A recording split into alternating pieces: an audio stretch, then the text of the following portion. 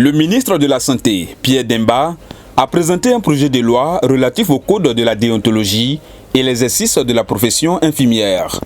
Ce projet de loi, adopté par les députés, vise à la promotion de la morale, la conscience professionnelle et l'encadrement des infirmiers et infirmières qui constituent un élément clé dans la prise en charge médicale. Mais il était important que nous puissions, pour deux acteurs importants du système de santé, que sont les infirmiers et les sages-femmes, disposer d'instruments qui réglementent la profession pour plus de responsabilité, mais également encadrer cette profession pour que cette formation soit de qualité.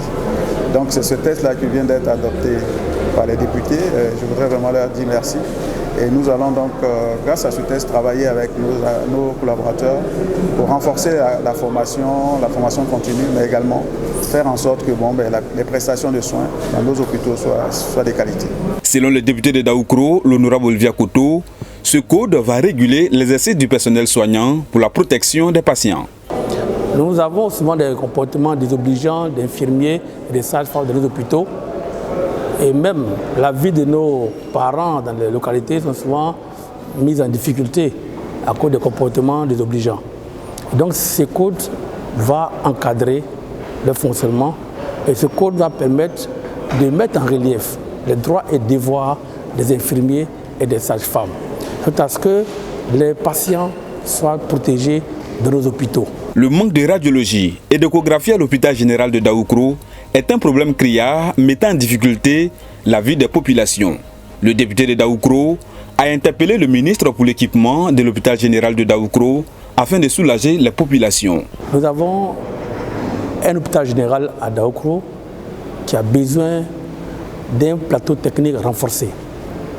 Nous avons interpellé le ministre sur le manque de radios à Daoukro. Le service de radiologie n'existe que de nom puisqu'il n'y a pas de radio. Et pour faire une simple radio, nous sommes obligés d'aller dans les villes environnantes, à Bongouanou, voire Bouaké, pour une simple radio, ce n'est pas normal. Nous n'avons pas d'échographie à Daoukro. Et pour faire une échographie, il faut encore aller très loin. Et ce n'est pas normal pour un hôpital général qui a été même érigé en CHR. Donc nous demandons à ce que le ministre puisse remédier rapidement à cette préoccupation majeure qui tient à cœur la population de Daoukro-Ngatakro.